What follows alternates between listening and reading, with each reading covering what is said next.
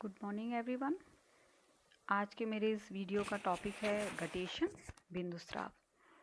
ये टॉपिक मैंने एक्चुअली मेरे पिछला जो वीडियो था उसमें पढ़ाना था, लेकिन वीडियो लंबा होने के कारण मैंने उसको वहाँ से ट्रिम किया है और इसको मैं अलग से आपको बता रही हूँ। गटेशन की क्रिया जो होती है उसकी खोज बर्जनस्टीन के द्वारा की गई थी। सबसे पहले ये वर्ड जो है गटेशन या बिंदुस्राव बर्जनस्टीन ने 1887 में यूज़ किया था। अगर इसकी डेफिनेशन की बात करें तो गटेशन की डेफिनेशन होती है the excretion of water in the form of liquid droplets from the margins और टिप्स ऑफ द लीव्स। तो गटेशन वो क्रिया होती है जिसमें पत्तियों के उपांतों से या उसके शीट से जल बूंदों के रूप में स्राव होता है या निकलता है, उसे हम बिंदुस्राव कहते हैं। ये वो क्रिया होती है जो अर्ली मॉर्निंग होती है।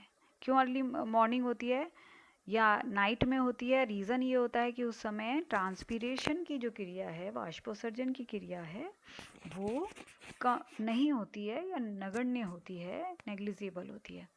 जब जल का एब्जॉर्प्शन ज़्यादा होता है और ट्रांसपीरेशन नहीं हो रहा है, तो ऐसी स्थिति में वाटर जो है वो इस ड्रॉपलेट्स के रूप में पत्तियों के मार्जिन से बाहर निकलता है। सभी प्रकार के पौधों में ये नहीं पाई जाती है। एंजियोस्पर्म की लगभग 115 फैमिलीज़ ऐसी हैं जिसके अंदर ये मिलता है, और इन 115 फैमिली के लगभग ऑलमोस्ट 350 प्लांट्स जो होते हैं, 350 प्लांट स्पीशीज़ ऐसी हैं जिनमें कि ये पाया जाता है। एग्जाम्पल के रूप से लें, कॉमन एग्जाम्पल अगर लें हम, तो कोलोकेसिया अरबी जो है, जो कि एक हाईएस्ट गटेशन उसमें मिलता है, ये तो है ही। साथ में पोटैटो है, टोमेटो है, ब्रायोफिलम, कुकुरबिटेसी के फैमिली के अनेक पौधे होते हैं, पोएसी फैमिली के अनेक पौधे, ग्रासेस वगैरह हैं, ये सब गटेशन शो करती हैं। तो इनमें क्या होता है, अर्ली मॉर्निंग जिसे कहते हैं प्रातःकाल, इन बूंदों को आसानी से हम इनके ऊपर देख सकते हैं। जब गटेशन की क्रिया होती है, यानी जो ड्रॉपलेट्स जैसे आप यहाँ देख पा रहे हैं, ये छोटी छोटी बूंदें इस लीफ के ऊपर से, ग्रास की लीफ है उसमें से ड्रॉपलेट्स आप इजीली देख रहे हैं। तो ये ड्रॉपलेट्स जो हैं वो प्योर वाटर नहीं होते हैं। इन ड्रॉपलेट्स में ऑर्गेनिक और इनऑर्गेनिक सॉल्यूट्स उपस्थित होते हैं। ऑर्गेनिक सॉल्यूट्स में क्या क्या होते हैं? ऑर्गेनिक सॉल्यूट्स में कार्बोहाइड्रेट्स, ऑर्गेनिक सॉल्यूट्स में अमीनो एसिड्स, एंजाइम्स भी हो सकते हैं, और कार्बनिक अम्ल जो ऑर्गेनिक एसिड्स होते हैं वो पाए जाते हैं।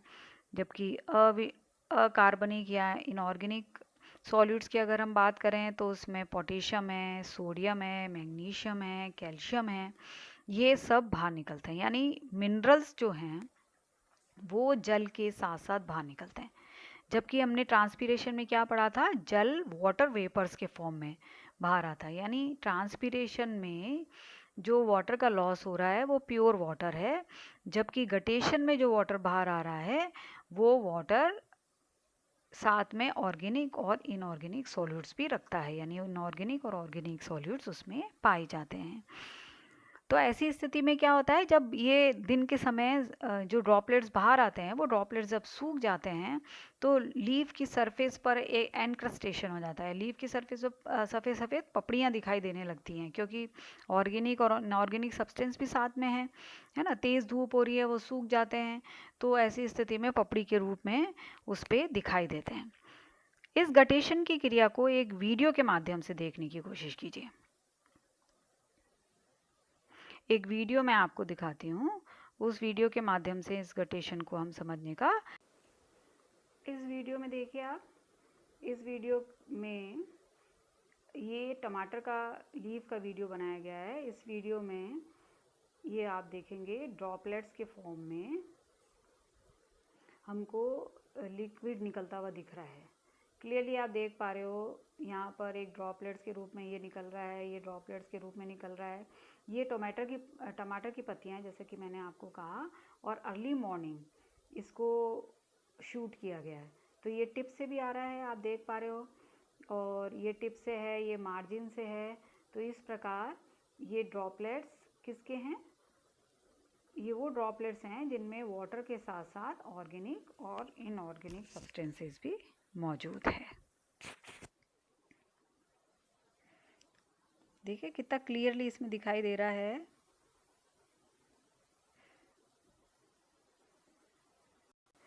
अब हम देखते हैं कि गठीशन की क्रिया जो होती है वो किस प्रकार होती है। सबसे पहले हेबरलैंड ने 1914 में एक स्ट्रक्चर के बारे में बताया जिसे उन्होंने जलरंध्र या हाइडेथॉट्स कहा। हेबरलैंड के अनुसार हाइडेथॉट्स दो प्रकार के होते हैं, एक्टिव और पैसिव। ये एक्टिव और पैसिव हाइडेथॉट्स जो हैं वो उसकी स्ट्रक्चर के अनुसार होते हैं। जब हम बात करते हैं एक्टिव हाइडेथॉट्स की, तो ये हाइडेथॉट्स वो जलरंध्र या हाइडेथॉट्स होते हैं जिनमें लीफ की अपर एपिडर्मिस जो सरफेस होती है, बाह्य त्वचा जो होती है, वो एक इस तरह से अरेंज रहती हैं, इस तरह से ग्रुप में अरेंज रहती हैं कि वो एक स्ट्रक्चर, एक पोर का तो निर्माण कर लेती हैं, लेकिन वो जो पोर होता है वो डायरेक्टली उसके संवहन पुल जो होते हैं, उसके vascular bundles, specially the vessels से डायरेक्टली कांटेक्ट में नहीं होती हैं। इसके विपरीत जब हम पैसिव हाइडेथॉट्स की बात करते हैं, अक्रिय जलरंध्र की बात करते हैं, तो अक्रिय जलरंध्र में एक विशेष प्रकार की संरचना होती है जिसमें एपिडर्मल सेल हैं वो एक रंध्रों का निर्माण करती हैं। वो रंध्र एक विशेष प्रकार की कोशिकाओं के संपर्क में रहते हैं और वो कोशिकाएं जाइलम की वेसल्स के संपर्क में रहती हैं। तो दो प्रकार के हाइडेथॉट्स हुए, एक्टिव और पैसिव। इस चित्र में एक पैसिव हाइडेथॉट्स के बारे में बताया गया है क्योंकि ज़्यादातर जो हाइडेथॉट्स रहते हैं वो अक्रिय या पैसिव ही होते हैं। इसमें आप देखिए ये लीफ का मार्जिन है और उसका एक सेक्शन यहाँ दिख रहा है। सबसे ऊपर एपिडर्मिस इसमें मिल रही है, ये एपिडर्मिस आप देख पा रहे हैं। ये एपिडर्मल सेल यहाँ पर मिल रही हैं और इन एपिडर्मल सेल्स के टिप पर या मार्जिन पर जहाँ गार्ड सेल ये कह रहे हैं, ये एक विशेष प्रकार की संरचना का निर्माण हो रहा है और ऊपर की तरफ एक वाटर पोर बन रहा है। इसे जल छिद्र कहते हैं, वाटर पोर कहते हैं। ये वाटर पोर भी गार्ड सेल से घिरा रहता है, लेकिन ये गार्ड सेल स्टोमेटा के गार्ड सेल से बिल्कुल अलग होते हैं। स्टोमेटा के गार्ड सेल के अंदर तो रेगुलेशन होता है, वो स्फीत हो सकते हैं, टर्जिड हो सकते हैं, वो फ्लैसिड हो जाते हैं, वो शल्त हो जाते हैं, यानी उनके स्फीत होने से स्टोमेटा खुलते हैं, शल्त होने से स्टोमेटा बंद हो जाते हैं। लेकिन यहाँ पर इनका रेगुलेशन नहीं होता है, ये हमेशा ओपन रहते हैं। ठीक है, तो ये जो जलरंध्र का वाटर पोर जो है ये संपर्क में रहता है, किसके कांटेक्ट में है? स्टोमेटल कैविटी के। अब जो जो एक नंबर का क्वेश्चन अक्सर आपके पेपर में इसमें पूछा जाता है एग्जाम में, व्हाट आर एपिथेम्स? एपिथेम सेल्स क्या होते हैं? तो एपिथेम सेल हाइडेथॉट में वाटर पोर के, ये जो वाटर पोर है उसके नीचे स्थित पेरेन्काइमेटस कोशिकाएं होती हैं जिनके बीच बीच में इंटरसेल्यूलर स्पेसेस पाए जाते हैं। तो ये हाइडेथॉट में वाटर पोर के नीचे पाई जाने वाली पेरेन्काइमेटस सेल्स हैं जो कि लूजली अरेंज्ड होती हैं। ये जो इंटरसेल्यूलर इनके बीच में रहता है उसके बीच में ये वेसल्स जाकर खुलते हैं। ये जितने भी आपको दिख रहे हैं ये सब वेसल्स हैं। तो ये वेसल्स जो होते हैं ये इसके इंटरसेल्यूलर स्पेसेस में जाकर ओपन होते हैं। ठीक है, अब जब मैकेनिज्म इसका गटेशन की जब क्रिया होती है, जैसे कि मैंने अभी शुरू में बताया, गटेशन की क्रिया कब होती है? अर्ली मॉर्निंग होती है या रात को होती है? क्यों होती है? क्योंकि ट्रांसपीरेशन की क्रिया नहीं हो रही है। तो जल जो हैं वो वाटर को एब्जॉर्ब करते हैं, रूट जो हैं वो भूमि से वाटर को एब्जॉर्ब करते हैं और ट्रांसपिरेशन की क्रिया नहीं हो रही है, तो एक हाइड्रोस्टैटिक प्रेशर क्रिएट हो जाता है। और ये हाइड्रोस्टैटिक प्रेशर जो होता है वो जल को वेसल्स के माध्यम से मार्जिन तक पहुंचता है और वहां से ये वाटर पोर के द्वारा बाहर निकल जाते हैं। तो गटेशन की क्रिया सुबह के टाइम होती है जब सनराइज नहीं होता है। ठीक है, तो इस तरह से ये वेसल से होता हुआ, इंटरसेलुलर स्पेसेस से होता हुआ, सब स्टोमेटल कैविटी में पहुंचता हुआ और इस वाटर पोर से बाहर निकल जाता है। ये इसकी क्रिया है। तो सिंपली क्रिया क्या है, जब एब्जॉर्प्शन ज़्यादा है और वाटर बाहर नहीं निकल रहा है ट्रांसपिरेशन में, तो ऐसी स्थिति में जल के द्वारा वेसल्स में, वाहिकाओं में एक हाइड्रोस्टैटिक प्रेशर क्रिएट हो जाता है।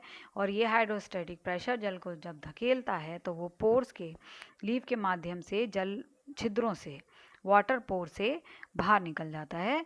इसे हम गटेशन कह रहे हैं। तो जब ये बाहर निकलता है तो इसके साथ साथ कुछ ऑर्गेनिक और इनऑर्गेनिक मटेरियल भी बाहर आ जाते हैं। क्या गटेशन को रोका जा सकता है, एक क्वेश्चन है। हाँ, गटेशन को रोका जा सकता है। कैसे रोका जा सकता है कि अगर एब्जॉर्प्शन वाला वीडियो अगर आपने मेरा देखा है तो वाटर एब्जॉर्प्शन में एक मेथड था, एक मैकेनिज्म था जिसमें ये बताया गया था कि जो सॉइल वाटर होता है उस सॉइल वाटर का कॉन्सेंट्रेशन और रूट हेयर के सेल के कॉन्सेंट्रेशन में अंतर होता है। बाहर का वाटर की तुलना में अंदर के वाटर में सॉलिड ज़्यादा होने के कारण हायर कॉन्सेंट्रेशन वाला होता है। तो जल अपने लो कॉन्सेंट्रेशन से हायर कॉन्सेंट्रेशन वाले सॉल्यूशन की तरफ जाता है। तो भूमि से, मिट्टी से जल जो है वो अंदर रूट्स में जाता है ना। अगर हम जो सॉइल वाटर है उसकी कॉन्सेंट्रेशन को बढ़ा दें तो एंडोस्मोसिस की क्रिया नहीं होगी। एंडोस्मोसिस की क्रिया नहीं होगी तो गटेशन की क्रिया भी नहीं होगी।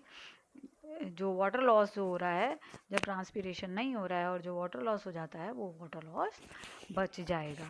तो गटेशन को कम किया जा सकता है मृदा घोल की सांद्रता बढ़ाकर, सॉइल वाटर की कॉन्सेंट्रेशन बढ़ाकर गटेशन को रोका जा सकता है। What is the difference between transpiration and guttation? क्या अंतर है ट्रांसपिरेशन और गटेशन में? ये भी एक इम्पॉर्टेंट क्वेश्चन है। ट्रांसपिरेशन जो है यूजुअली डे में होता है, अभी मैंने आपको बोला, और गटेशन मोस्टली रात में या अर्ली आवर्स ऑफ मॉर्निंग में, सुबह के समय होता है। इसमें जल जो है वो वाष्प के रूप में बाहर निकलता है, जबकि यहाँ पर जल जो है वो लिक्विड फॉर्म में बाहर आता है। ट्रांसपिरेशन प्योर वाटर होता है, जो प्योर वाटर का लॉस होता है, जबकि गटेशन में ऑर्गेनिक और इनऑर्गेनिक सब्सटेंसेस भी होते हैं। चौथा अंतर है कि ट्रांसपिरेशन जो है वो क्यूटिकल, लेंटिसेल्स और स्टोमेटल, ये मैंने आपको बताया था 3 टाइप का ट्रांसपिरेशन होता है, जबकि गटेशन जो होता है वो हाइडेथॉट्स के द्वारा होता है। फिफ्थ है कि ट्रांसपिरेशन में स्टोमेटा की ओपनिंग और क्लोजिंग जो होती है वो रेगुलेट होती है। अभी मैंने बताया था आपको स्टोमेटा में तो रेगुलेशन मिलता है गार्ड सेल में, लेकिन हाइडेथॉट्स के जो वाटर पोर के चारों तरफ जो गार्ड सेल पाई जाती हैं वो हमेशा खुली रहती हैं, उनमें रेगुलेशन नहीं होता है। ट्रांसपिरेशन जो होती के द्वारा किसी प्रकार का कोई भी पार्ट लीफ के ऊपर नहीं छूटता है, जबकि गटेशन के द्वारा जब एवोपरेशन हो जाता है वो सूख जाता है। तो मैंने अभी आपको बताया था इंक्रस्टेशन ऑफ सॉल्ट्स जो हैं वो उसके ऊपर बचे हुए रह जाते हैं, पत्ती की सरफेस पर परत के रूप में ही वो दिखाई देते हैं। ट्रांसपिरेशन की क्रिया पर रूट प्रेशर का कोई प्रभाव नहीं पड़ता है, जबकि गटेशन प्योरली रूट प्रेशर के द्वारा होता है। ठीक है, अभी मैंने बोला हाइड्रोस्टैटिक प्रेशर जो क्रिएट होता है वो जो एब्जॉर्प्शन के बाद जो हाइड्रोस्टैटिक प्रेशर क्रिएट होता है, जो रूट प्रेशर क्रिएट होता है उससे ये होता है। और लास्ट इसका अंतर है कि ट्रांसपिरेशन जो है उस जब होगा तो पौधे में कूलिंग इफेक्ट आता है। ये मैंने इसकी लाभ में बताया था कि टेम्परेचर रेगुलेटर का काम करता है, जबकि गटेशन के द्वारा किसी भी प्रकार का कूलिंग इफेक्ट नहीं होता है। तो ये एक छोटा सा टॉपिक था गटेशन का, बट वेरी इंपॉर्टेंट टॉपिक है ये। एग्ज़ाम में ये किसी न किसी फॉर्म में छोटे क्वेश्चन के रूप में अक्सर पूछा जाता है, तो इसको अच्छे से आप पढ़ लीजिए। इससे संबंधित क्वेश्चन जो हैं वो मैं आपको असाइनमेंट में दूंगी। Thank you.